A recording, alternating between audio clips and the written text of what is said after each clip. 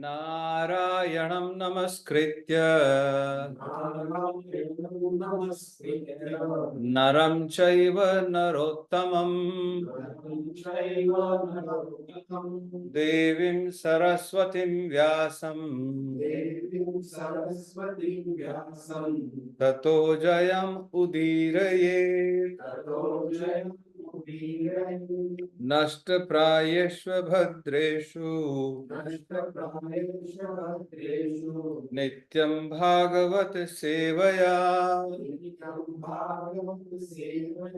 भगवती उत्तम श्लोके भक्तिर्भवति नैष्ठिकी कृष्णाय वासुदेवाय देवकी नंदनाय च नंदगोपकुमाराय गोविंदाय नमो नमः। Hare Krishna. So today we will be studying from today we will cover two chapters, chapter 10 and chapter 11. What was the title of the last week's chapter that we discussed? Dhruva Mahārāja returned home. Yes. Dhruva Mahārāja returned home, and at the end of the chapter, his father goes to the forest. Yes, yeah. Son come back from the forest and father leaves for the forest. Yeah. So in these two chapters, they are titled Dhruva Mahārāja, actually his brother Uttam gets killed. So Dhruva Mahārāja fight with the Yakṣas. That is chapter 10. And then in chapter 11, Swayambhu Manu. Who is Manu? How is he related to Dhruva Mahārāja?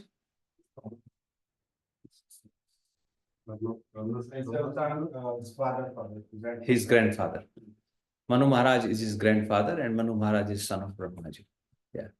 So then, chapter 10, Dhruva Maharaj fights with the Yakshas, and in chapter 11, Manu Maharaj comes and he tells Dhruva Maharaj to stop fighting. So that's why we'll combine these two chapters and we'll try and understand what happened. Why is Dhruva Maharaj fighting so much that his grandfather has to come and ask him to stop fighting? Yeah? So let's get our focus. Let's start thinking. Let's get that mindset. What is the lesson in this pastime? Yeah? So we'll take this verse from chapter 11, which is spoken by Manu Maharaj to Dhruva Maharaj. Yeah? So please repeat. Om Namo Bhagavate Vasudevaya. Om Namo Bhagavate Vasudevaya. Om Namo Bhagavate Vasudevaya. Om Namo Bhagavate Vasudevaya. Om Namo Bhagavate Vasudevaya. Om Namo Bhagavate Vasudevaya. Tameva mrityum mritam tat devam. Tameva mrityum mritam tat devam. Tameva mrityum mritam tat devam.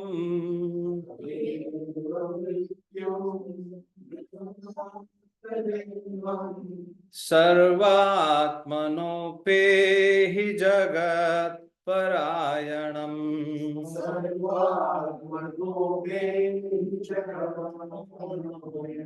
Sarvatmano pehi jagat parayanam.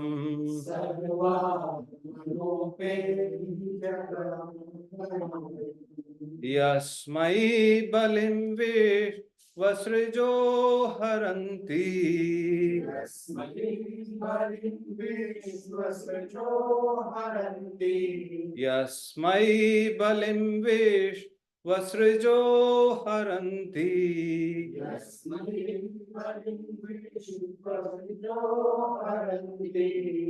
gavo yatha vai nasidam tantritaha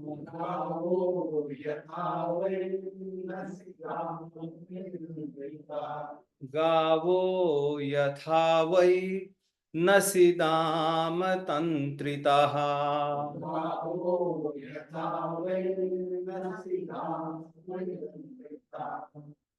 Word by word translation by Srila Prabhupada ki. So let's try and understand the verse. Tam, unto him, eva, certainly, mrityum, death, amritam, immortality, tat, my dear son, daivam, the supreme, sarvatmana, in all respects, upehi, surrender, jagat, of the world, parayanam, ultimate goal, yasmai, unto whom, balim, offerings, vishwasraja, all the demigods like Brahma, haranti, beer, gava, bulls, yatha, as, vai, without fail, nasi, in the nose, dam, by a rope, yantritaha, controlled. Translation by Srila Prabhupada. Srila Prabhupada ki. Please repeat. My dear boy Dhruv, please surrender unto the Supreme Personality of Godhead, who is the ultimate goal of the progress of the world. Everyone, including the demigods, headed by Lord Brahma, is working under his control. Just as a bull, prompted by a rope in its nose, is controlled by its owner. So Manu Mahārāja is speaking to Dhruva Mahārāja. And like I said in the beginning, let's think what has happened. Same Dhruva Mahārāja who surrendered to the Supreme Lord, who had a direct darshan of the Supreme Lord. Now he's again being given an instruction by his grandfather that you should surrender to the Supreme Lord. In the previous chapter, Dhruva Mahārāja that we discussed, Dhruva Mahārāja is telling to the Supreme Lord, he was lamenting, right? He was lamenting that what did I ask for? And then he's telling to the Supreme Lord that I will take the association prasango mahatam amal ashayana. I will take the prasang is association. In the association of Mahatam, your great devotees, my dear Lord, who are amal ashana, who are pure, whose heart is cleansed of all the mal. Right? I will take their association. And in their association, what will I do? He says, Bhavat guna kathamrit panamatta. Yeah. Right.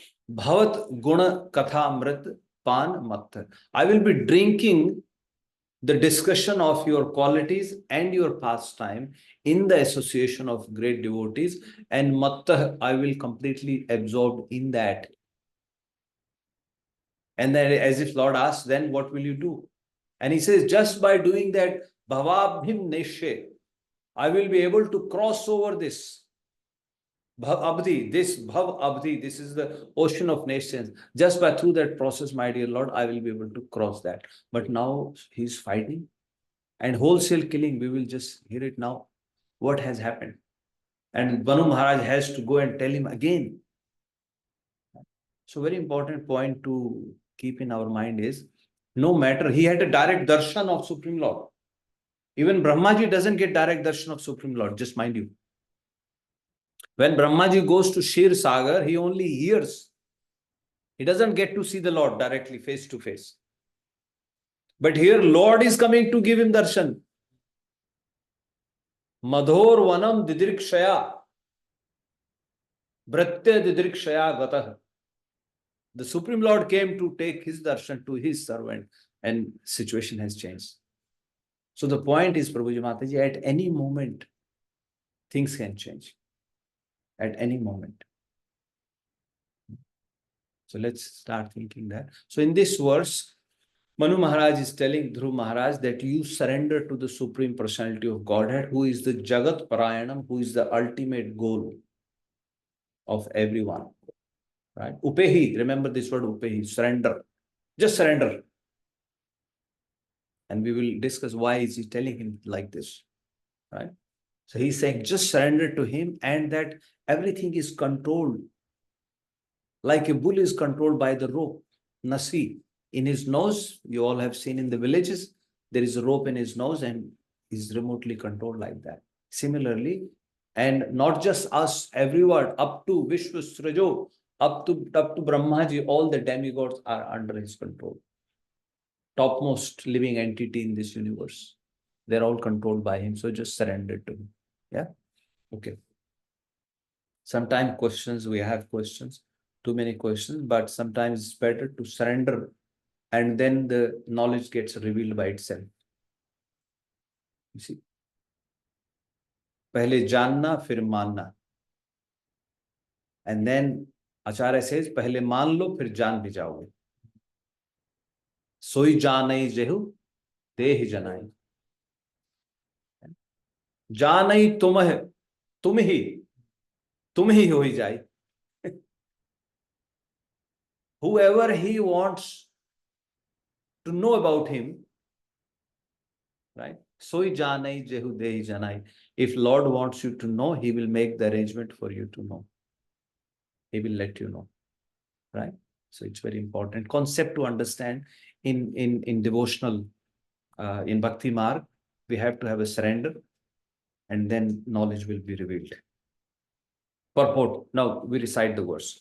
Maybe one Prabhuji, one Mataji, please recite the verse. It's a very beautiful, verse. Try.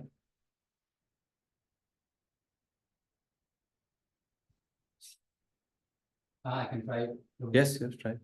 Tameva mrityum amritam tata daivam. Tameva mrityum mritam tat daivam. Sarvatmanopehi jagat parayanam. Sarvatmanopehi jagat parayanam. Yasmai balim visvasrijo haranti. Yasmai balim vishvasrijo haranti. Gavo yatha vai nasidam yantrita. Gavo yatha vai nasidam tantritaha. Mataji, one Mataji, try. Tameva mrityum mritam tat daivam.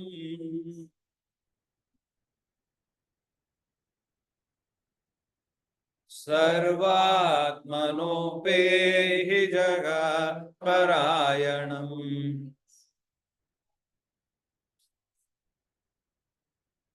Yasmai balim vishvasrajo haranti.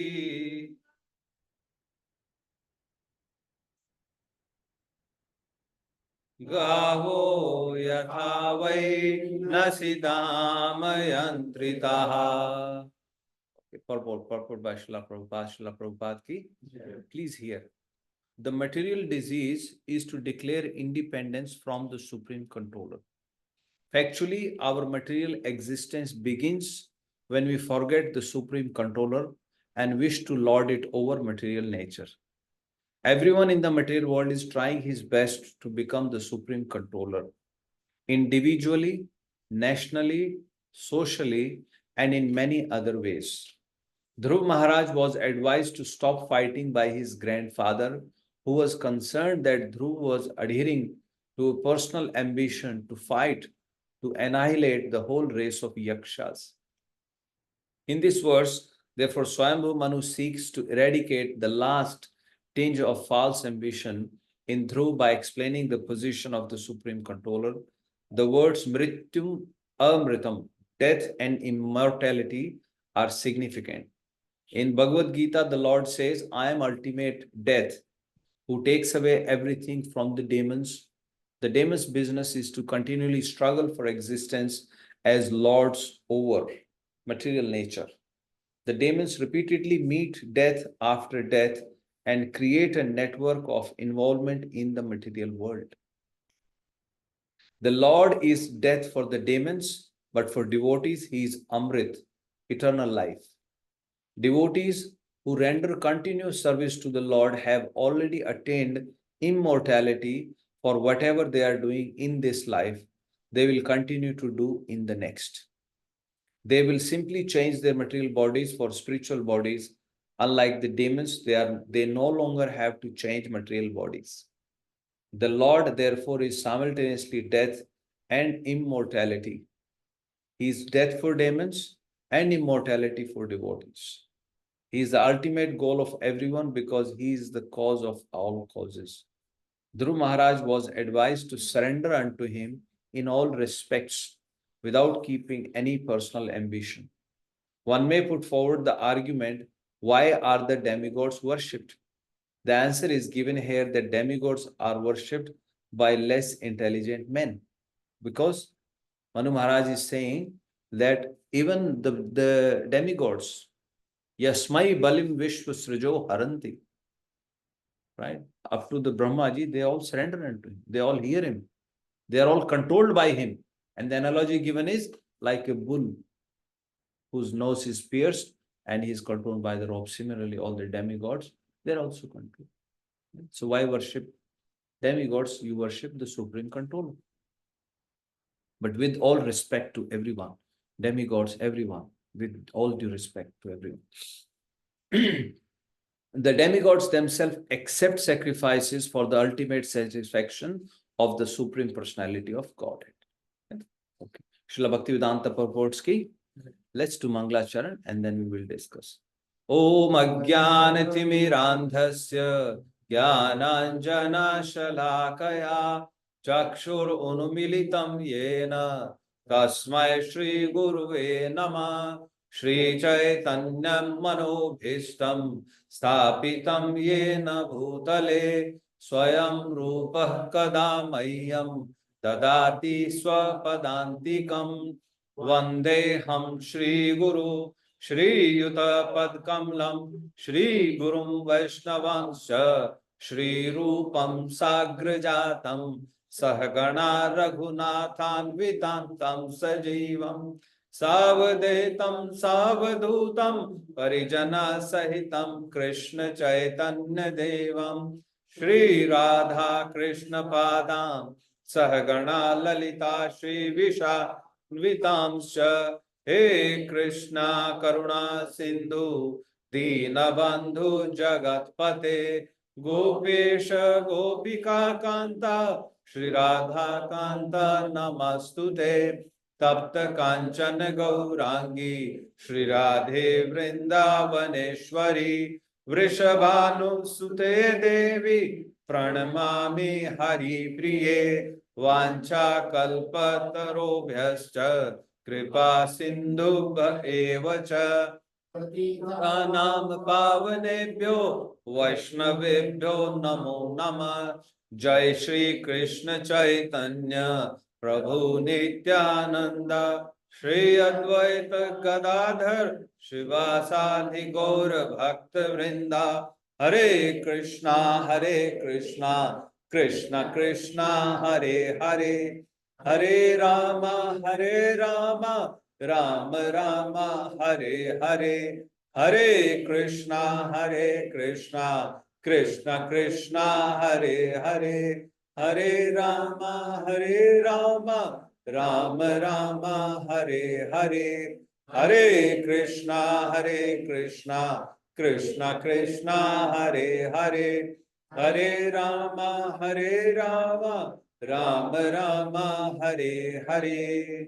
Bhuter Mahadbhir Yaima Puro Vibho Nirmayashete Yadmosha Purusha Bhunte Gunansho Dashasho Dashatmakam Solank Srishta Bhagavan Vachamsi Me Shri Krishna Sharanam Sharanagatam Katha Amritam Satat Pibatam Sri Vedanta Marga Panthanam Sarvaloka Rishide Janma Prasannam Sarvaloka Rishideva Janma Prasannam. Hare Krishna, Prabhuji and Mataji. Please pray for me. May the Supreme Lord please decorate my tongue. May all the right words come at the right time. And may we are all truly able to glorify the Supreme Personality of Godhead, Srila Prabhupada, Sarv Guru Maharaj, and all the Vaishnavas. Hare Krishna. So, we're covering 2 chapters today, like I said. And let me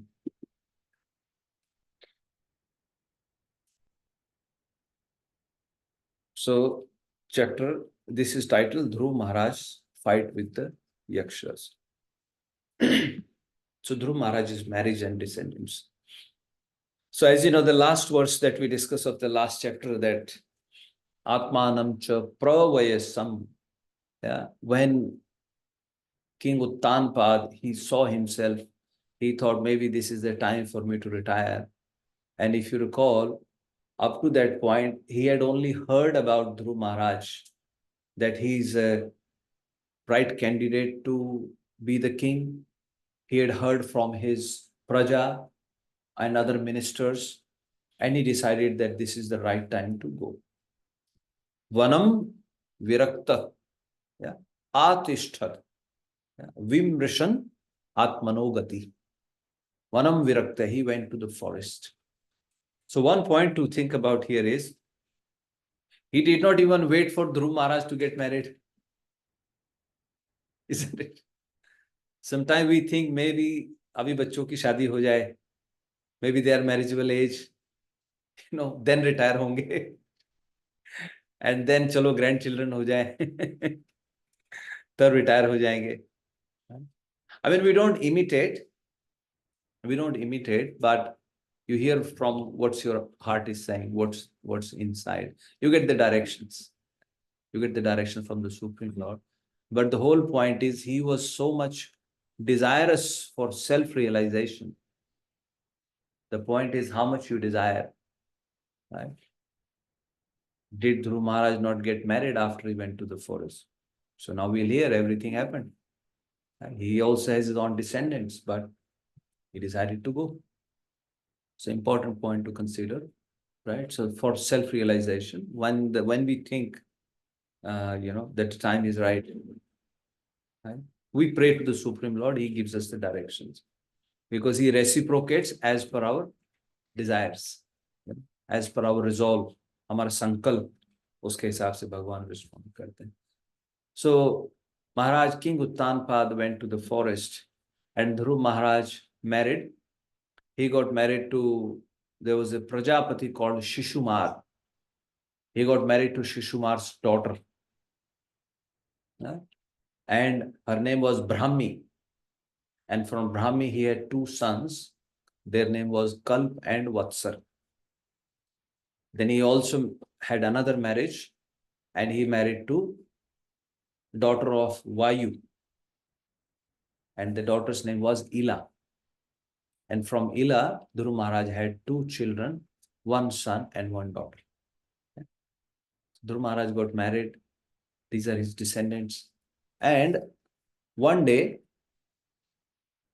as Supreme Lord had predicted. Supreme Lord had told him that one day your cousin, your stepbrother will go to the forest and he will be killed by the Yakṣas. And his mother, or your mother, stepmother, Suruchi, will follow him, and she will also be devoured by the fire in the forest. Supreme Lord had already spoken about it. And that's exactly is happening now. Now, another question to think about. Why did Lord tell Dhruva that this will happen? For the caution perhaps that going to happen, so don't retaliate too much. This is one. It may not be right thing, but Yeah. exact purpose is only God knows. Yeah. But very But remember last time we said he still remembered. He still remembered the Vāgavaneir Hridi Vidhastu Tam Smaran. Even at the time of asking for the boon, he still remembered. Association with devotees. That's out of three. Yeah, not the boons that he asked, that was one thing. But the point is, Prabhu, he still remembered Vāgavaneir, the words that were spoken by Mother Suruchi to him. That if you want to sit on the throne, you have to take birth from my womb. You don't deserve to be. Even though you are the son of the king, you are not able to sit on this chair, on the lap of your father. You may be his son, but because you haven't taken birth from my womb, you are not able to sit on that. So he still remembered that. And the point we were covering last time is that mechanically you can't erase these thoughts. Mechanically, by mental speculation, these thoughts cannot be erased. Only through the association, only through constant remembrance of the Supreme Lord. So remember, there are two things. One is you are focusing on trying to remove this. One is you are focusing on trying to remember the Lord. You can apply your energy in two directions. During the day, very often we go through various thoughts, right? So you can yourself think, where is my energy going? No, don't remember, forget. Or remember Lord. And then he will help you erase those emotions, erase those thoughts. Yeah. So that is the point. He still remembered. And that is why the Supreme Lord is telling him, he will be killed, she will be killed. Yeah. Aho teja kshatriyanam. When Narad Rishi was trying to tell Dhruva Maharaj, don't go to the forest. You're only a 5-year-old boy. He said, no, my heart has been pierced by the words of my stepmother. I want a kingdom greater than my great grandfather. And then Narad is saying, Aho teja kshatriyana. See, this is the tej of Kshatriyas. They can't even tolerate such a small disrespect. And even at that age, 5-year-old boy. He was so hurt. So he still remembered that. So Lord told him at that point of time. And now exactly that is happening. So now one point I want to mention to you here, think about it. Do you think this happened because Mother Suruchi had insulted Dhruva Maharaj? Do you think it is happening because of that? Everything in a destiny, I think so. Think, Prabhu, think. Give yourself a few seconds to think. Do you think she is killed by, or he and Uttam and Suruchi were killed because they had insulted Dhruva Maharaj? Yes or no? I don't think so. With Prabhu. Yes. Yes. Yes, Prabhu. Yes. They were not killed because of that reason, because they insulted Dhruva Maharaj, or because of Uttam, Dhruva Maharaj could not sit on his father's lap. Prarabdha. Yes, Prarabdha is very important. Sometimes another important thing I want to highlight, sometimes some of us go to the temple, we pray for certain things. There are certain number of devotees of this nature. And I think 99% or majority of us are like that. We go to temple, we pray for something, our desires get fulfilled, and then we think, देखो मैंने पूजा किया, काम बन गया. Then we go again.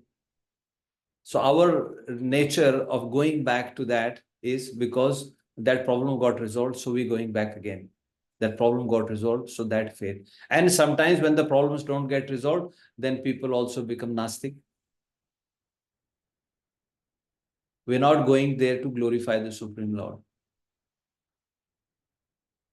Right? But the point is, these things are happening, Prabhuji, Mataji, because of prarabdha. Remember this word. Prarabdha and probably is a karmas, I think so. Yeah, so It's because we never cut for the karmas. No? there are three categories. Let's briefly talk about that. If we talk about karma, there are sanchit karma, which are unlimited, which is all the previous lifetime. Karma granthi, that's what we call, that we are carrying with us. That's one. And then second is the kriyamana karmas, which you are doing now. And the third is prarabdha. Prarabdha means जो आपका कर्म है वो फलीभूत हो रहा है. The fruit of that karma has started in this lifetime. Not all of them, some of them. Yeah, understand that? So that's what we say prarabdha. It has begun. The fruit of that previous of many karmas has now begun. Prarabdha probably in English. Prarabdha. Providence. Providence. Yeah, it has begun due to the nature. But the point that we're saying is, these good and bad things, Prabhuji, they are happening because of prarabdha. We going to the temple is we are not trying to create more karmas. We want to finish the karmas. In 2.53, I think, or 5.2 verse, Bhagavad Gita, Krishna is telling Arjun, Bhakti yukto jahati hai, ubhau sukrito dushkrite. Tasmat yogaya yujjasva, yoga karmasu kaushal. So what Krishna is telling Arjun is, by engaging yourself in Bhakti Yoga, you can get rid of jahat, is literally means jahaj, ship. You can cross over. So Bhakti is spoken like a ship by which you can cross over this ocean of your good and bad karmas both. Right? So this process is not to create more karmas. This process is to about get rid of all the karmas. That is why Brahmaji is also saying in Brahma Samhita, Yastvindra gopam athvendra aho swakarma bandhanurupa phal atnoti. And then he says, Karmani nirdahatu kintu cha bhakti bhajam govindamadi Krishna adi purusham tam aham bhajami. So what Brahmaji is saying is that, my dear Lord, there is a little insect who is called Indra Gop. So he's saying from Indra Gop to the Indra, who is the Lord of the heavens. From the lowest insect to the topmost living entity, other than Brahmaji, which is Indra, he's saying all of them, Swakarma Bandhanurupa, as per their karma, they have to go through that bandhan, they have to go through the results. But, my dear Lord, Karmani nirdahati kintu bhakti bhaja, kintu cha bhakti bhaja. But those who are performing devotional service unto you, all of their karmas get burned up. Nirdahati, completely burnt up. To that Govinda, I pay my obeisances. This is Brahmaji saying. Then what is our position? Okay. So let's stick to this, because this chapter, we're trying to cover 2 chapters today. I have to go back to this, but I just wanted to highlight these few points. So it is not because they had insulted, they had disrespected Dhruva Maharaj, they were going through their own prarabdha. And Supreme Lord told Dhruva Maharaj, this will happen. So they were going through their own prarabdha, but this is totally unrelated. That's the one point. And second point that I said is that we don't go and worship him to increase our karma bandhan. Sometimes, like I said, 99% उनका ऐसे ही चल रहा है और चल भी रहा है, वो अटके हुए हैं अभी भी. They are still there in this process. That is still not wrong, because Krishna is saying, Chaturvidha bhajante ma. Akamo sarva kamo va moksha kamo udardhi tivrena bhakti yogena ajante hi purusha param. काम है नहीं है, desire है नहीं, still you are at least coming to me. But this association, this process we're talking about for the higher goal, we're talking about burning this karma granthi. We can still be stuck at that level, and you. Yeah. So Uttam was killed by Yakṣas. So Supreme Lord had predicted or had told Dhruva Maharaj. So one day Uttam had gone to the forest in the Himalaya side. He had gone to the forest, and there he got into fight with the Yaksha. Now you know who Yaksha are? They are Upadevas.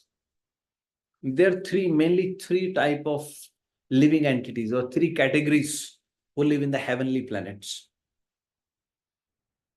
Devta, Upadevta, and Devgana. Gana Devta, you can say that. Devta is the demigods, right? And Gana, who are serving demigods who are around him. And Upadevta. Upadevta has many: Vidyadhar, Kinnar, Gandharva, Yaksha, right? All of these. There are many. Kinkar, Kimpurush, sorry. Kimpurush. So like there are many categories there. So there are Upadevta. So Yaksh is one of them. So they are on the positive side, good side, right? Upadevta. And their endeavor is to serve the demigods. But Yakshas, they are given the responsibility, they own the reservoirs, is owned by them. जैसे भूगर्भ में कुछ भी है, भूगर्भ as in under the earth, if there is any treasure, Yakshas are given the responsibility to protect that. Like in Mahārāja, you hear that Yaksh Yudhishthira Samvad. So Yaksh is telling Yudhishthira, I am the protector of this pond. Without my permission, you cannot drink water from it. So like this, they are given responsibilities, right? Some people do Yaksha sadhana also. They do mantra siddhi. They are type of spirits, but they are higher than the human beings. They not live in heaven, not live in. No, they don't live in heavens, right? When I say heavenly planets, above the earthly planets, you can say, right? Middle of. Yeah, above the earthly planets, they do come here, right? They are living in Alkapuri, which is near Kailash, which is Kuber's. So Kuber is their king. Kuber is their king, or rather Kuber is their king of king. He was given that boon. We'll talk about it maybe towards the end, because Manu Mahārāja will tell Dhruva Maharaj to go and apologize and please Kuber. Right? So let's come back. So now we understand who the Yakshas are. They are living entity, spirits. So Dhruva Maharaj found out Uttam had gone to the forest. He fought with one of the powerful Yaksha, and that Yaksh killed Uttam. And when his mother Suruchi heard about Uttam being killed, she also entered the forest. And she entered the forest. There was a fire broke out into the forest, and she got burnt into that forest fire. Now, when Dhruva Maharaj heard about it, Bhratri Vadham Shrutva, when he heard about the death of his brother, Dhruva Maharaj, Ati Roshena, he got very angry. Right? He got very angry, and he says, Shuchar Pita. First he got angry, then he had vengeance. First to get angry on someone, then he filled with vengeance, how to take revenge. And then lamentation kicked in as to how and why could not I protect my brother. I'm being the king. So he was lamenting. Yeah. In that mood, he got onto his chariot and he went to the forest where Yakshas were there. As he reached there,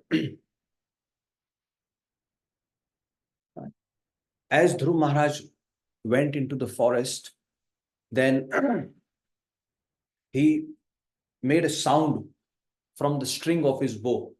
Just by the sound from the string of his bow, the Yakshinis, the wives of Yakshas, they got scared. Actually, before that, he blew his conch shell. And as he blew his conch shell, they all got worried. They could hear. Conch shell has that power like we play. So there is a reason when we blow conch shell before the arti. There is a reason. So any evil spirit, any bad omens around, they get scared away. The same thing happened. In Mahārāja, when Sanjay is telling, Krishna blew his conch shell. What is the Krishna's conch shell's name? Panchjanyam Rishi Kesho Devadattam Dhananjaya. Yeah. Poundaram Dadmau Mahashankam Bhima Karma Vrikodara. Poundaram, what is? Khopdi. That is the shank of Bhim. So Krishna blew his conch shell, which is Panchjanya. Arjun blew his conch shell, which is Devdat, called Devdat. And Bhim blew his conch shell. Yeah. And then Anant Vijayam Rajan. Yeah. Kunti Putro Yudhishthira. Yudhishthira also blew his conch shell. And then Nakul Sahadevascha. Yeah. Sughosh Pushpamanika. Yeah. So they also blew their conch shell. And just by hearing the conch shell, Dhritarashtrān Hridayan Vidarayan, they lost all the enthusiasm. All the sons of Dhritarashtra, they lost their enthusiasm just by hearing the conch shell. So this is the power of conch shell. But if we focus on Krishna, when the conch shell is being blown, it gives us energy. It uplifts our mood. Yeah. So Dhruva Maharaj went to the forest, he blew his conch shell, and then he also made a sound from the string of his bow. By his conch shell, the Yakshinis got scared. And when he pulled the string on his bow, all the Yakshas, they came out. They got scared. They realized that now we cannot stay inside. We have to come out and protect ourselves. And then all the Yakshas came out. As all the Yakshas came out, then Dhruva Maharaj put arrow on his bow and he started shooting 3 arrows at one time. He was shooting 3 arrows at one time, and those 3 arrows are getting into the forehead of these Yakshas. Every Yaksha got like 3 arrows in his forehead. They had no clue what is going on. Yeah. And then they also got scared, and it is said they were also appreciating. See, this is the quality. Asamsan tasya karmatat. They also appreciated his karma. They said, oh, this is a very powerful opponent. Isko halke mein nahi lena chahiye. We should not undermine Dhruva Maharaj. He has seen the Lord directly face to face, That is his strength. Can anything happen to him? No. He's already been given a boon by the Supreme Lord that you will come back to my abode. His ticket is, uska visa lag chuka hai. He's got that fully booked. But that fight happened. As that fight was happening, then these Yakshas, they were also very powerful. They also brought their arrows and they shot double the arrows. He was shooting 3 arrows and they were shooting 6 arrows. And it is said there were 130,000 Yakshas against one Dhruva Maharaj and his charioteer. And like this, the fight was continued. And when they were fighting like this, it is said they shot so many arrows on Dhruva Maharaj's chariot that his whole chariot got covered. Na eva adrishat achanna asa rena yatha giri. How the rain falls on the mountain and the whole rain covers the mountain. The mountain cannot be seen. So here Dhruva Maharaj is compared to a mountain. Like a mountain is covered by the rain, they covered Dhruva Maharaj by their arrows. So many arrows were thrown at him. But can rain cover the mountain? That is why this analogy is given. It is only temporary. And as he was covered, all these, like, Siddh Purush, they were looking from the skies. There's this fight was going on, and they got worried. They got concerned. They thought, Hato ayam manava. This Manav, this Manu, this grandson of Manu is now going to be killed, as if he is going to be killed. Yeah. Like they're giving another analogy, like Magna, as in Surya. Magna Suryo Punya Janar Anva. Anva means ocean. In the ocean, how sun is setting.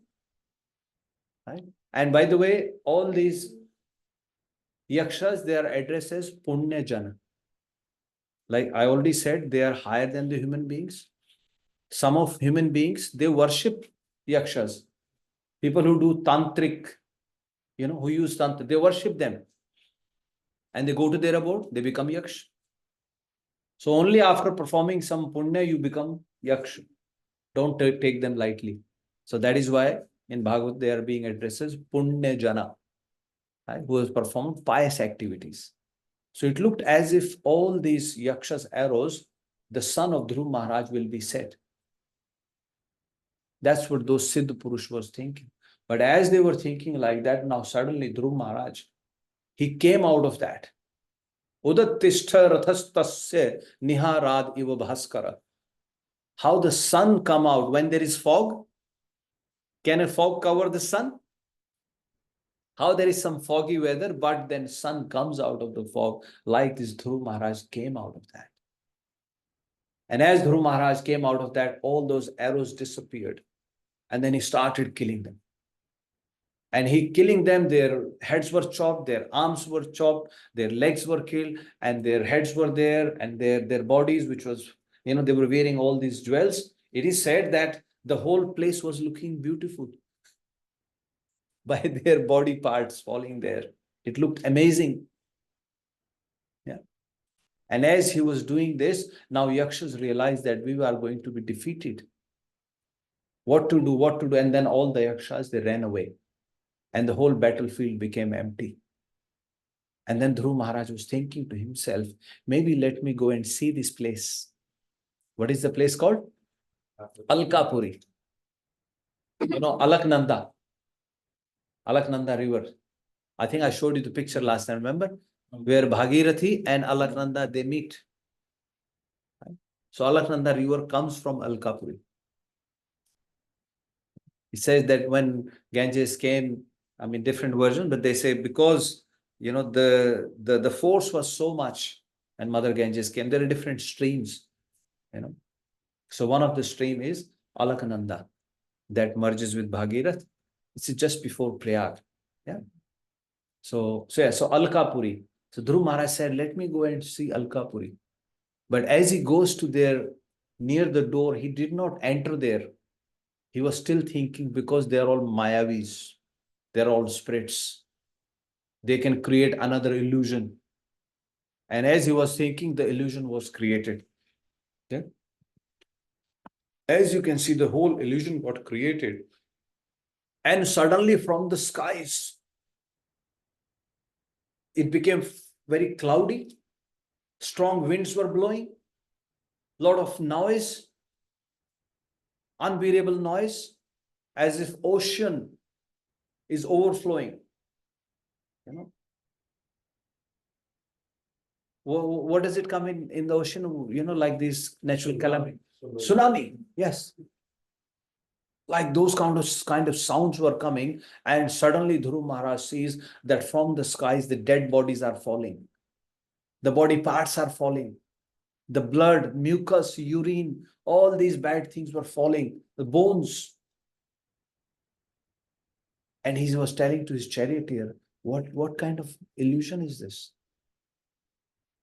And as all these things were falling, yeah, we have already covered this. Yeah. Yeah, illusion created by the Yakshas to bewilder Dhruva Maharaj. And they created that illusion. And once again, Dhruva Maharaj could not understand what is going on. So all this Maya was created. And as this happened, now There were, like I said, those Vidyadharas, right? Those Siddha Purushas, they were watching from the skies. So some of the Munis, they got worried for Dhruva Maharaj. Right? They got worried for Dhruva Maharaj and they started praying how to protect Dhruva Maharaj. And they all came and then they were telling Dhruva Maharaj, they were speaking to Dhruva Maharaj. And they are telling Dhruva Maharaj, O Ottanapad Bhagavan Tav Sharang Dhanva. Ottanapad Bhagavan Tav Sharang Dhanva. Deva Shinoti Avanat Arti Haro Vipaksha. He's saying, they're saying to him, O son of Uttanpad, right? Bhagavan Tav Sharang Dhanva. That Supreme Lord Narayana, who is holding Sharang Dhanva, right? Sharang Dhanva, so once again from the bones of, it was created from the bones of Dadichi Rishi, right? And one was kept by Lord Shiva. Who gave it to? Janak Maharaj, right? And then Parshuram came and he scolded Janak Maharaj. Ye dhanush kisne toda, kisne toda. And one stays with Bhagwan Narayan, right? Sharang Dhanva. So he reminded to him that that Supreme Lord Narayan, who is carrying Sharang Dhanva, Sharang Pani, Lord is also called Sharang Pani. Yeah? Pani is in hand, who holds that. That Supreme Lord, who is the protector of his surrendered devotees. Vipakshan, who can also kill his enemies. Right? Yat nam dheyam. Right? And whose name, by chanting whose name? And by hearing his name, Nishamya Chadha. Adha means immediately. By chanting his name and by hearing his name, that Supreme Lord Narayan, who is carrying Sharang Dhanush in his hand, right? And who protects his devotees, who also kills his enemies. Right? Loko anjasa tarati dustaram anga mrityum. O Rajan, O King, that Supreme Lord, by hearing his name and by chanting his name, his surrendered devotees, they can cross over this ocean of birth and death, anjasa, very quickly. So what they are telling him? That you remember that Supreme Lord. Or you use that Narayana Astra. Right?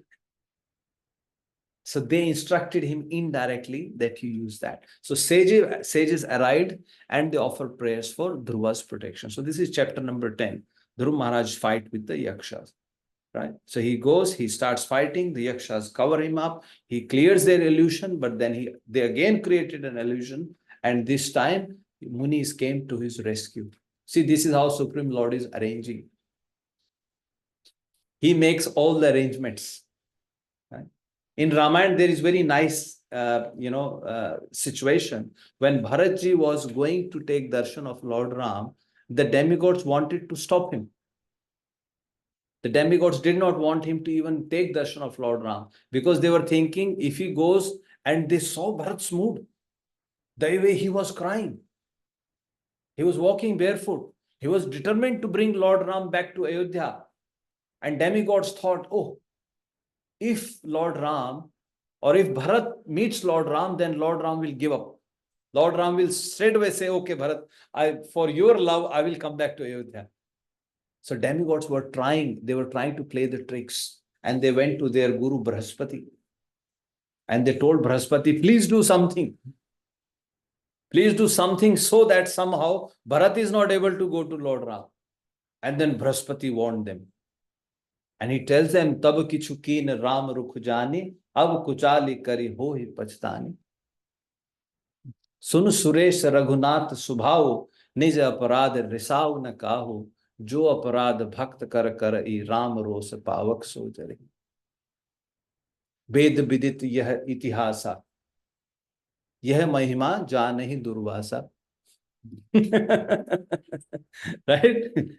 So what he's saying is, Brihaspati now their guru is telling them, Tab kichu kin Ram rukh jani. When they got mantra to instigate Kekai to ask for the boons, at that time it was Lord Ram's sehmati into that. But now if you do something, you will have to lament in the future. Because understand Lord Ram's swabhav, his exposition towards his devotees. He will not mind if you do any offense against him, but if you do any offense against his devotees, Ram rosh pavak so jarihi. You will be burnt into the fire of Lord Ram's anger if you try to play any tricks now. Still, if you want to try, Ved Vidit. You know Durvasa, he tried to offend who? Ambrish Maharaj. Durvasa Rishi, who is always full of anger.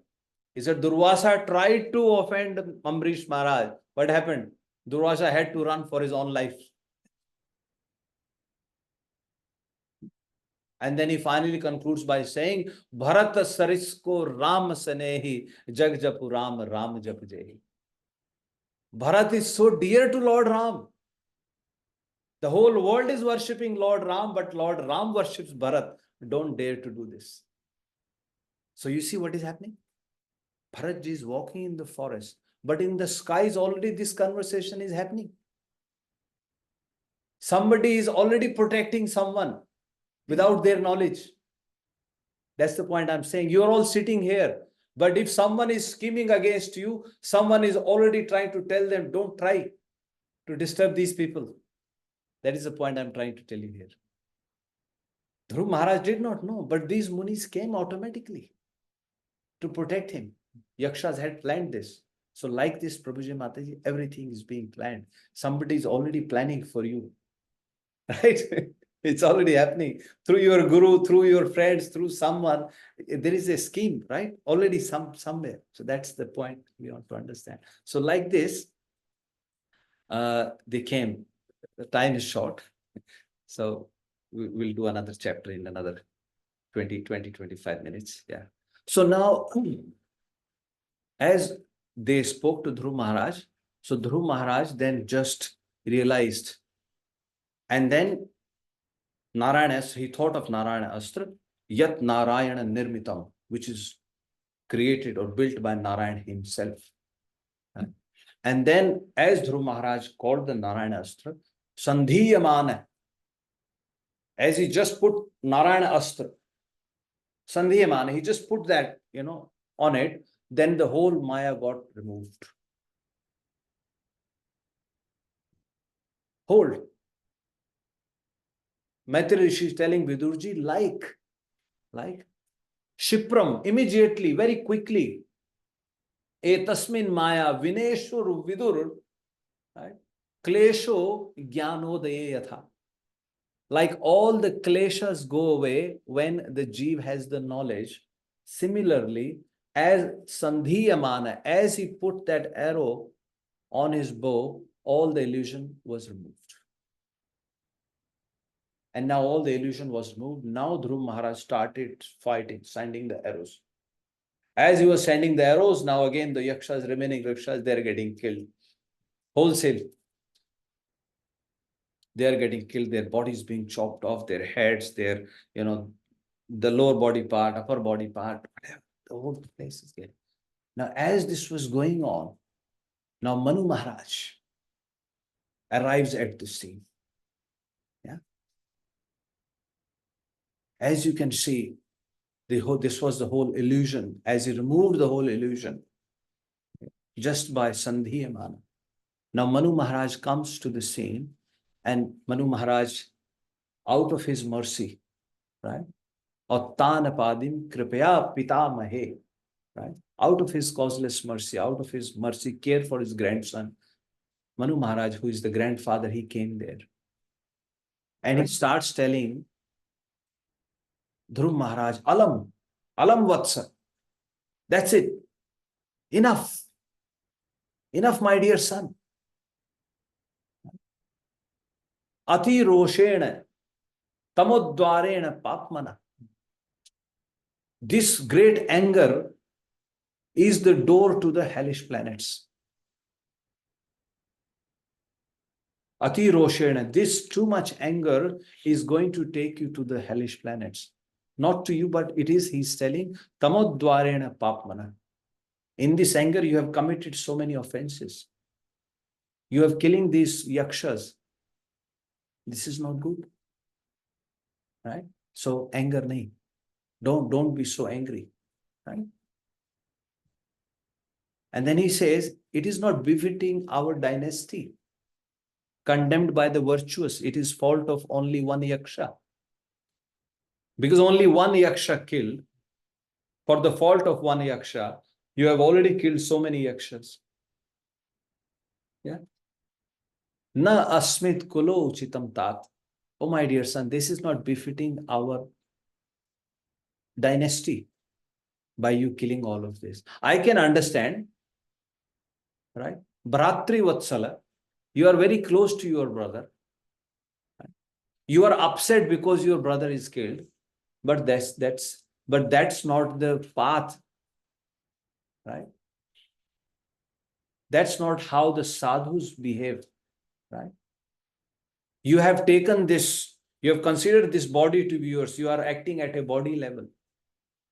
And this is animalistic thinking like an animal. Yeah.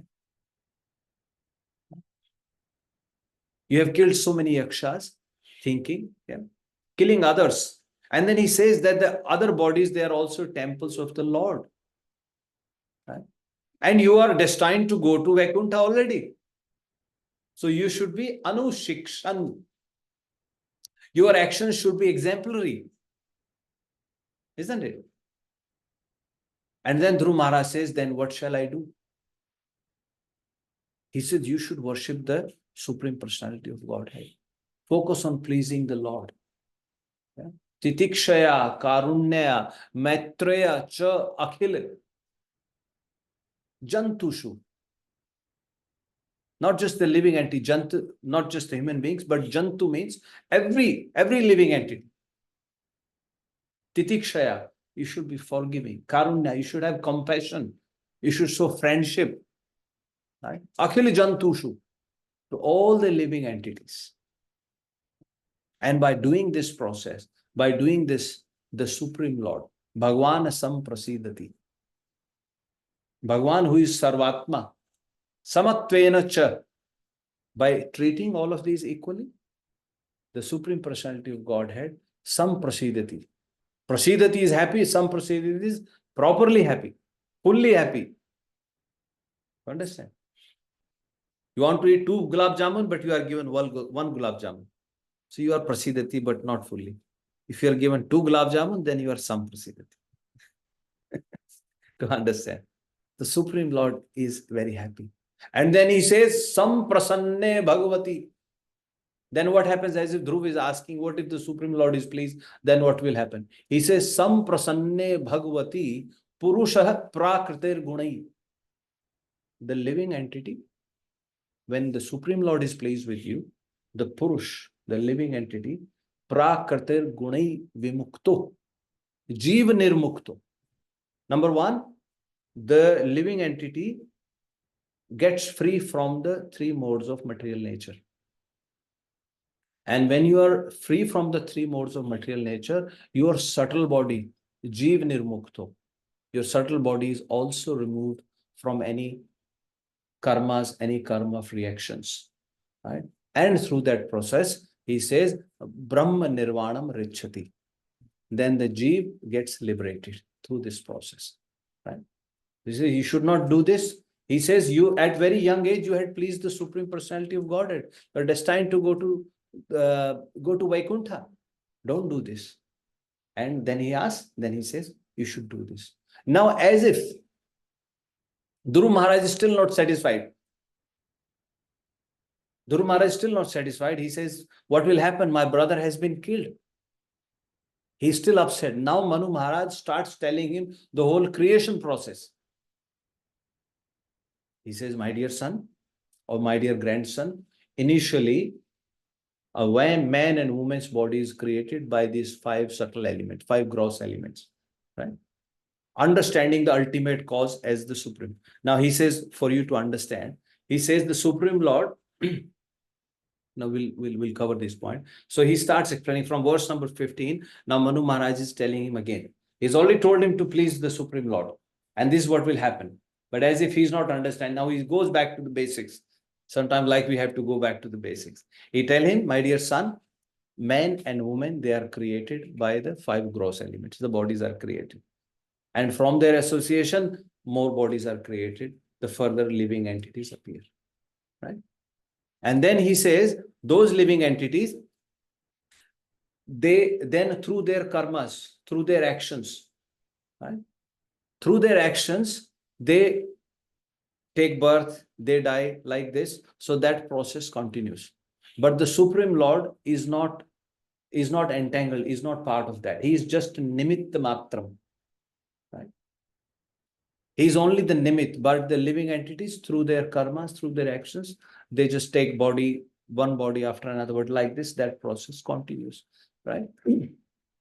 But even then, the Supreme Lord is indirect cause of creation, maintenance, and destruction of everyone. He says, how indirect cause? Then he gives them an example like a magnet. A magnet moves. You must have tried magnet and iron, right? Even though the magnet does not come close to the iron, but magnet can make the iron move. You all have done that experiment in school. So he says, like that, the Supreme Personality of Godhead, he is the indirect cause. But he is not the real cause. Right? He is the killer, but he is not the killer. Right? And then as if Dhruva Maharaj is not understanding, then he tells him, it is durvibhavya. It is not easily understandable. But please try to understand this. Yeah. And then he says, how does he operate? He says, as time, as kal. As time, kalosmi. Bhagavan Krishna says, I am the time. Through the time. He says, kalo anadir adikrat avya. It's a bit too philosophical. But please don't, if it doesn't register, just try to, absorb it as much as you can. But he says, through his time potency, through his Shakti as Kal, and that Kal is Anadir. It does not have any beginning. But it is the beginning of everyone. Adir, Adikrat is the beginning of everyone. It does not have any beginning, and it is Avya, imperishable. Through that Kal Shakti, we all have experience. We're getting age, right? We celebrate 70-year-old, 50-year-old, 40-year-old, 40th anniversary, golden jubilee, silver jubilee, diamond jubilee, right? But it is taking us closer to the death, isn't it? So the 50 years of our life have gone. Another way. So like this he's explain to Dhruva Maharaj. And then he says, different philosophers have different opinions, right? Now, how he's saying is disconnected. You can hear me. Yeah, I think this is maybe, yeah. So he's saying that different philosophers, people who are astrologers, they say it is the destiny. Daivi. These things have come because of time, because of your bhagya, right?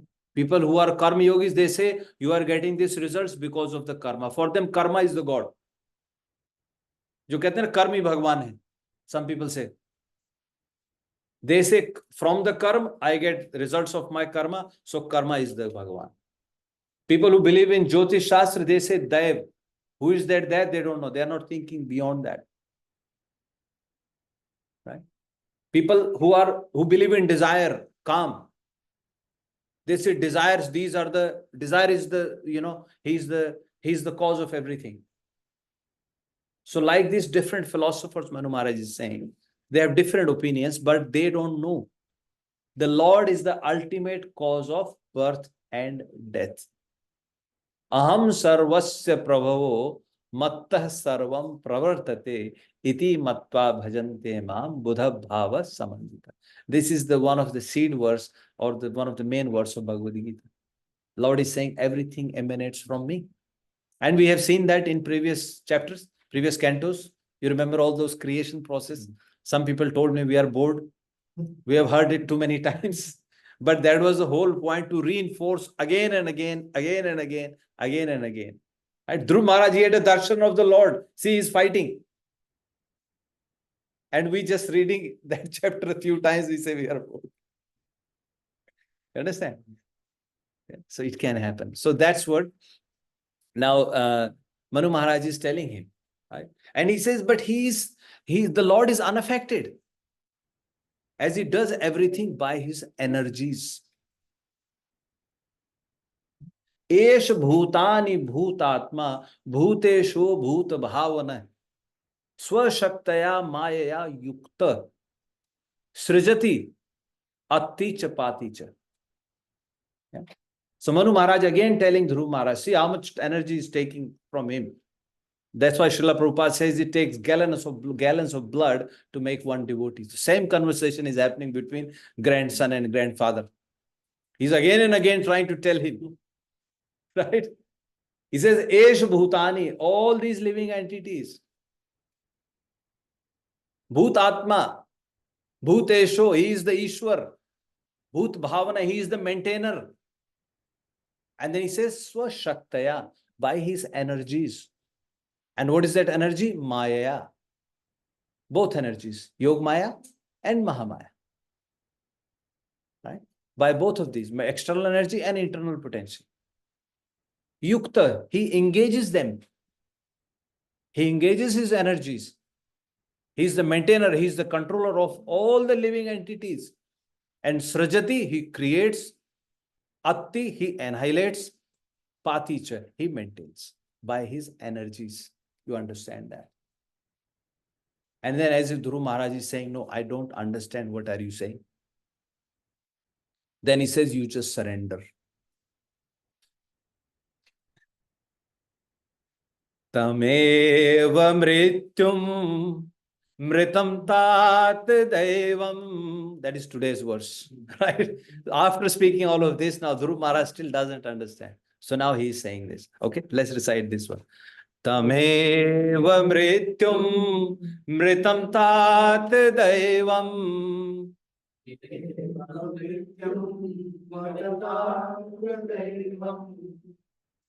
Sarvatmanope hi jagat parayanam.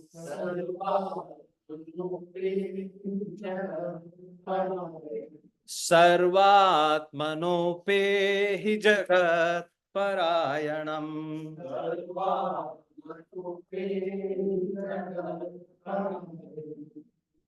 Yasmai balim vish vasrijo haranti.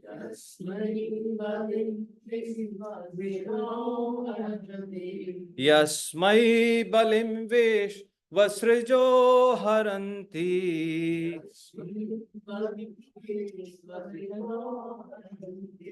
Gavo yathavai nasidam yantritaha.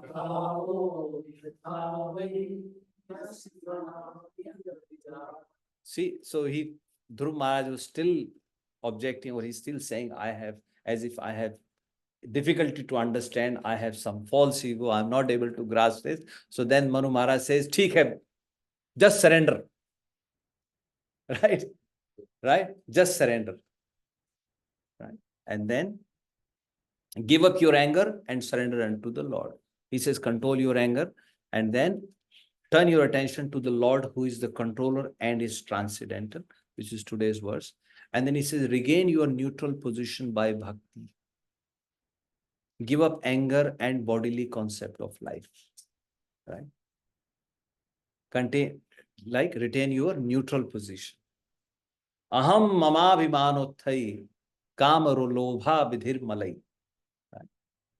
Aham, me and mine, from that conception, get rid of that conception of me and mine. And then Kam, Lobh, and Adi, and other things, they will also go away. So that's our neutral position. Right? Get rid of that. That Granthi, he says.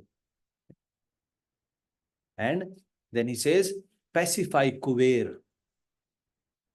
He says, because you have killed these Yakshas, you have offended Kuber, who is a friend of Lord Shiva. So you know who is Kuber? I'll tell you a little bit about Kuber.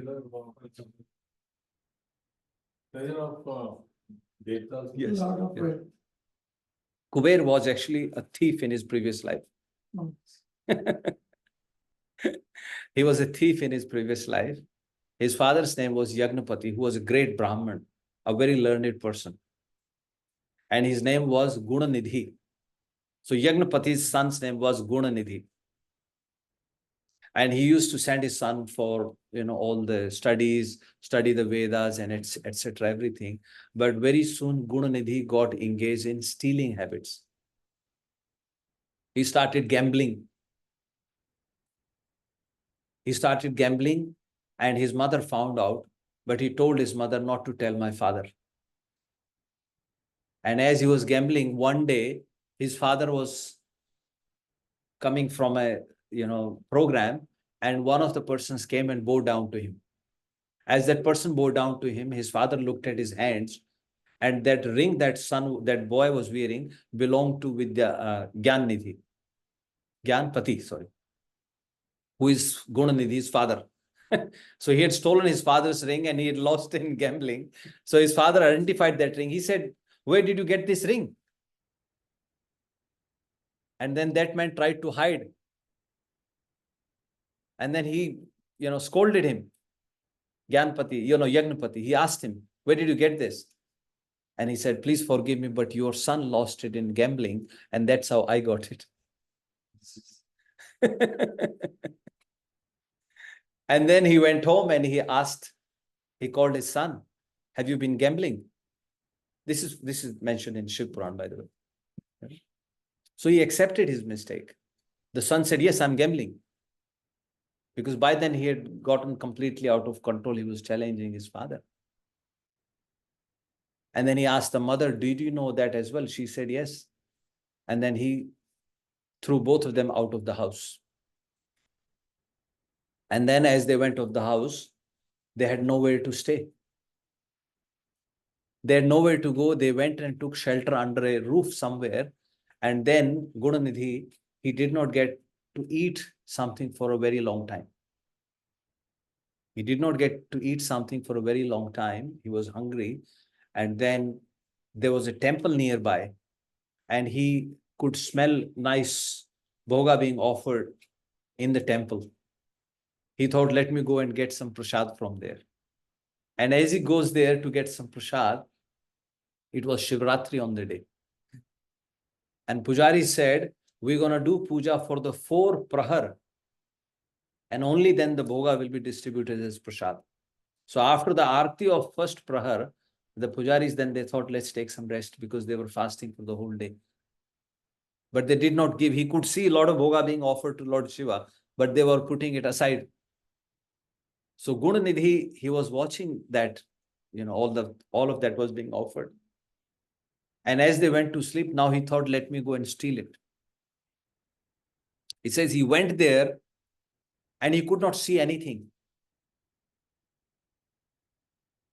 He could not see anything. Then he tried to light the lamp, but there was a strong wind blowing and lamp will go off.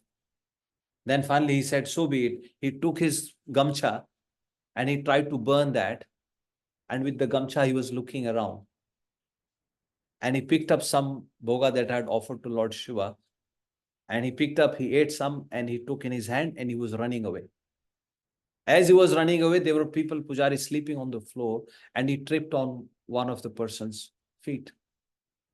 As he tripped on one of the person's feet, everybody started shouting, "Chor, chor, thief, thief, thief, thief." And he said that people started beating him. And he was beaten so badly that he died. As he died, then Yamdoots came. Yamdoots came to take him. As Yamdoots came to take him, then Shiva's Doot also came to take him. Shiva's Doot said, "You can't take him." Yamdoot said, "He is such a, bad person. He's stolen at his father's house. He was married, but he was still, doing some extramarital affairs. He used to drink alcohol. He was doing all the bad things. Why shall we not take him to Yamraj? They said, no, you can't take him to Yamraj. Look at his gamcha. He has offered a lamp to Lord Shiva. How he offered a lamp to Lord Shiva? No, with his cloth. He lit the fire, and when he was looking around, Lord Shiva has accepted that as offering. See? No, you can't. And he has eaten the bhoga offered to Lord Shiva, and some of the remnants are still in his mouth. And if you still don't believe, he has bhoga in his hands also, in his fist. So he's a devotee. He's a devotee of Lord Shiva. You can't take him. So it is said that, the Yamduts could not take him. And he was blessed by Lord Shiva, and he took birth in an opulent family. Yeah. And then he was born in the Lord Brahma's lineage. So Lord Brahma's son, Pulastya Rishi. Pulastya Rishi, son, Visharva Rishi. Visharva Rishi, his wife is Idavida. Idavali or Idavida. Right. And from her, from Visharva Rishi's son, Kuber is born. And his other cousin brothers are Ravan, Kumbhakaran, Khar, Dushan, Surpanakha. So they're all in that family. So he was born in this lineage. But he is a great Shiva devotee. And he would offer lamps, thousands of lamps he would offer to Lord Shiva. He said that. And once he was performing this austerity, Lord Shiva got pleased with him, and Lord Shiva appeared in front of him. As Lord Shiva appeared in front of him, then Lord Shiva asked him, you asked for a boon. He said, my dear Lord, give me a boon that I can see even in the dark. So Lord Shiva gave him that boon. But as he gave him that boon, then he was looking up. As he looked up, he saw Mother Parvati next to Lord Shiva, and he was looking with strong gaze at Mother Parvati, and Mother Parvati felt offended. And then Mother Parvati cursed him, and he lost his one eye. See, as he lost his one eye, then Lord Shiva told Mother Parvati, no, he's looking at you as mother. Because he could not see in the dark, I've just given him the, to see. So he's looking at you at his mother. Please be merciful to him. So he is one-eyed. Kuber is one-eyed. He is also called Samadarshi, because he can only see with one eye, so he's Samadarshi. And then Lord Shiva then told Kuber that I give you a boon, right? You be my friend. I will treat you as my friend. And I make you I make you the king of the Yakṣas. King of the Yakṣas. He's not born as a Yaksha. Let's not get confused. He's not born as a Yaksha. But Lord Shiva said, I make you king. Right? Yakshanam, Kinkaranam. Of all the kinkars, of all the Yakshas. Ragyam Ragya. I make you the king of their king. Right? And Sarvabhuta Dhanada. You will be able to give wealth to all the living entities. I give you that position. And the Supreme Lord, then Lord Shiva also told him that I will treat you as my friend.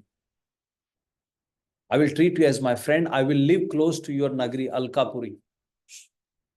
Right? So that's the relation between, or friendship between Lord Shiva and Kubera. So that's what Manu Mahārāja is now telling his grandson Dhruva Maharaj, that you have offended by killing these Yakshas. You have made an offense at the feet of Kuber, who is a friend of Lord Shiva. He mentions Lord Shiva also. So please glorify him with choices of the word, so that our family, our dynasty is not impacted in any other way. And then Maitreya Shifaliyam says, Evam Swayam Bhuva Potram Anushasasya Manum Dhruvam. Right? Manu Maharaj Anushasasya, by instructing his grandson. in this way. And then he says, after instructed him, Tena abhivandita sakam rishibhi swapuram yayo. Right? Then Manu Maharaj instructed his son. Dhruva Maharaj paid his obeisances to Manu Maharaj, and then Manu Maharaj, Sakam Rishibhi, all the rishis that he had come with all the rishis, he went back Swapuram to his abode, Yayo. So like this, Manu Maharaj instructed Dhruva Maharaj, and now Dhruva Maharaj will pacify, he will pray to Kuber, and in next chapter we'll hear about how Kuberji comes. Now Kuberji will also come, he will actually give a boon to Dhruva Maharaj. Just because he listened to his grandfather's instructions, Kuberji will say, I'm very pleased with you. You ask for a boon. And we will hear what Dhruva Maharaj asked from him as a boon. We'll stop here now. Granthra Śrīmad-Bhāgavatam ki.